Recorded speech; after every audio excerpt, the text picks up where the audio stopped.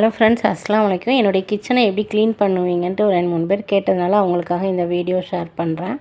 First இந்த table தான் நான் வந்து கவுண்டர் டாப் மாதிரி யூஸ் பண்ணுறதுனால நல்லா அதில் துணியை போட்டு அதில் உள்ள தூசி எல்லாத்தையும் கீழே தள்ளிட்டு, டர்க்கி டவல் வச்சு என்றைக்கும் துடைக்கக்கூடாது. அதுக்குன்னு தனியாக ஒரு துணி வச்சு நான் வச்சுருக்கேன். 4 டேபிள் போட்டிருக்கேன் கிச்சனில் மட்டும். அந்த 4 டேபிளையும் இந்த துணியால் நல்லா தள்ளி விட்டுட்டு, அதுக்கப்புறம் ஒரு சொட்டு கம்ஃபர்ட்டில் தண்ணி மிக்ஸ் பண்ணி தான் இன்றைக்கி ஊற்றி துடைக்கிறேன். ஏன்னா கொஞ்சம் கம்ஃபர்ட்டு முடியுது, அதனால் இருக்கிற கம்ஃபர்ட்டில் கொஞ்சம் தண்ணியை மிக்ஸ் பண்ணியிருக்கேன். எல்லா டேபிளையும் கொஞ்சம் கொஞ்சம் ஊற்றிட்டு, அப்புறம் வைப்ஸ் வச்சு நல்லா துடைச்சிடுங்க. நல்லா நீட்டாகவும் இருக்கும், நல்ல ஸ்மெல் அதிகம், வாசனை அதிகம், நல்லாயிருக்கும். அதே கையோட நம்ம அடுப்பையும் லைட்டாக துடைச்சிட்டிங்கன்னா ரொம்ப நீட்டாக இருக்கும். அடுப்பு வைப்ஸ் வச்சு ஒரு 2 வாட்டி துடைச்சிட்டு அதுக்கப்புறம் நம்ம காஞ்ச துணி வச்சு துடைச்சிங்கன்னா நீட்டாகிடும்.